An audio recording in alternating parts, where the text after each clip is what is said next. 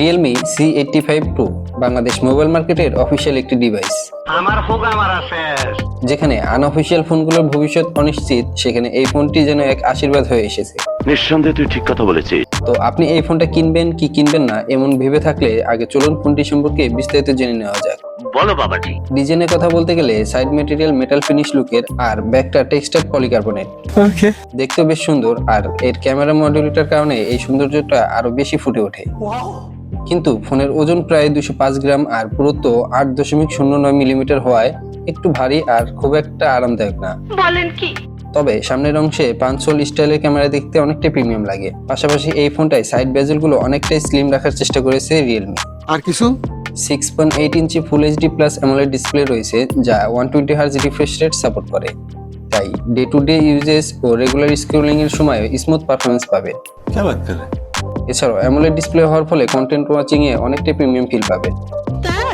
চমকপ্রদ ব্যাপার হচ্ছে এর পিক ব্রাইটনেস 4000 নিটস, মানে সূর্যের আলোয় দাঁড়িয়ে স্ক্রিন বেশ পরিষ্কার দেখা যায়।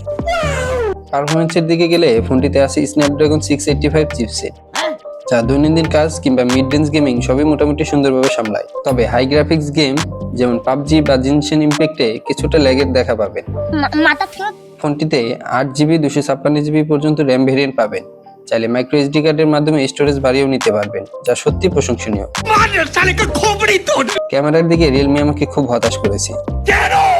প্রথম দেখায় মনে হতে পারে 3টি ক্যামেরা, কিন্তু একটি মাত্র 50 মেগাপিক্সেলের প্রাইমারি সেন্সর দেওয়া রয়েছে।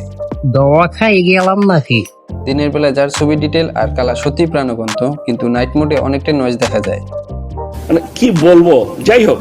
সেলফির জন্য 8 মেগাপিক্সেল পাঁচশোল ক্যামেরা রয়েছে, যা দিয়ে ইমো ফ্যালেন্সিং করা যাবে ভালোই। হুমুন্দি কয় গিরা ব্যাটারি এই ফোনের সবচেয়ে বড় শক্তিশালী দিক। এখানে রয়েছে 7000 মিলিঅ্যাম্পিয়ার এর ব্যাটারি, সাথে 45 ওয়াট ফাস্ট চার্জিং। আর চাইলে আপনি রিভার্স চার্জিংও করতে পারবেন, তবে ওয়্যারলেস চার্জিং নেই। আরো একটি বড় দিক হলো এর IP69 রেটিং, মানে ফোনটি পানি আর ধুলো থেকে শক্তিশালীভাবে সুরক্ষিত। মজা আয়া। এমনকি হালকা পরে ক্ষতি হওয়ার সম্ভাবনা কম, কারণ মিলিটারি গ্রেড প্রোটেকশনও রয়েছে।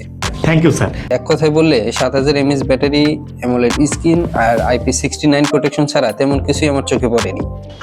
আপনাদের কাছে ফোনটির কোন কোন বিষয়গুলো ভালো লেগেছে তা কমেন্টে জানাতে ভুলবেন না। কোনো দরকার নাই। তো আজকের মতো এই পর্যন্তই, দেখা হবে পরবর্তী ভিডিওতে। খোদা হাফেজ।